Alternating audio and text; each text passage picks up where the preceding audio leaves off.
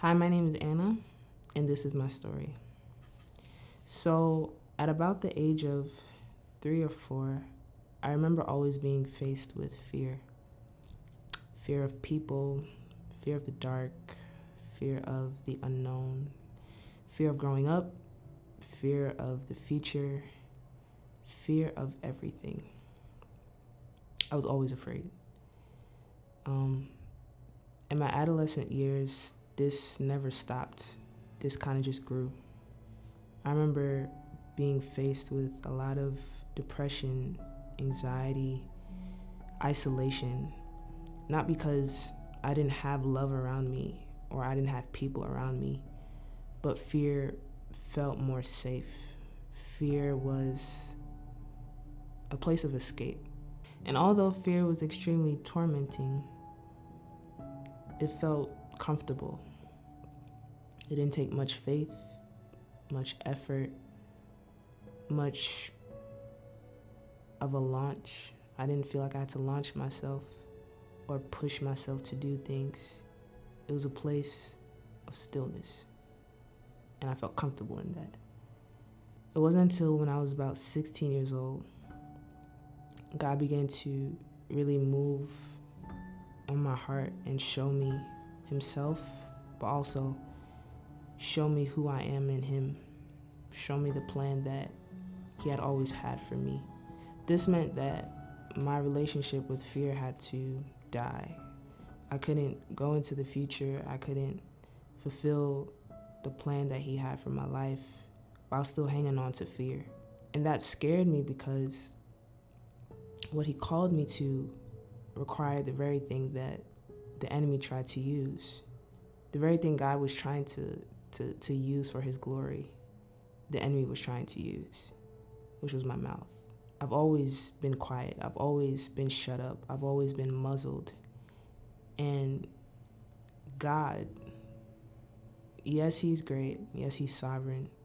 Yes, he knows everything. But you being God, you're telling me that the very thing that I've shut up my whole life is the thing you want to use.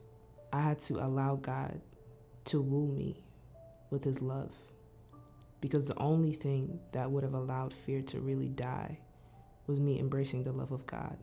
The love of God is true. It's the realest thing that anyone can experience. Although it sounds very cliche, we all hear, yes, God is love, for God so loved the world that he gave his only son. But it's not until you allow that real knowledge of who God is, which is love, to wreck you, to move on your heart, to change your perspective of life, then you'll be able to be free from all forms of fear and anxiety.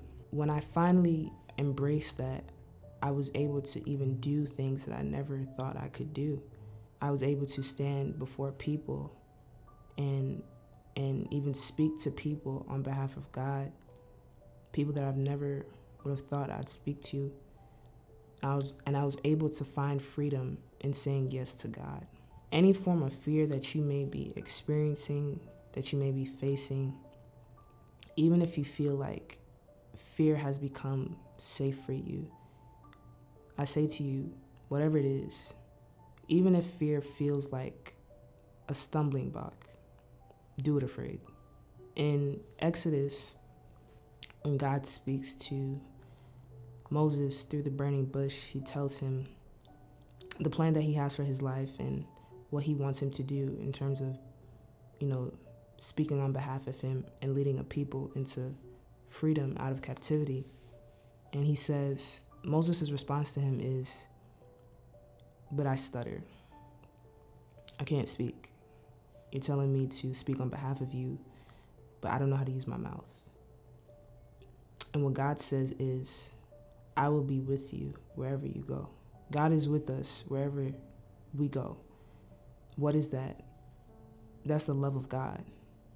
If God is love and he's with us wherever we go, that's God's love wrapping us wherever we go.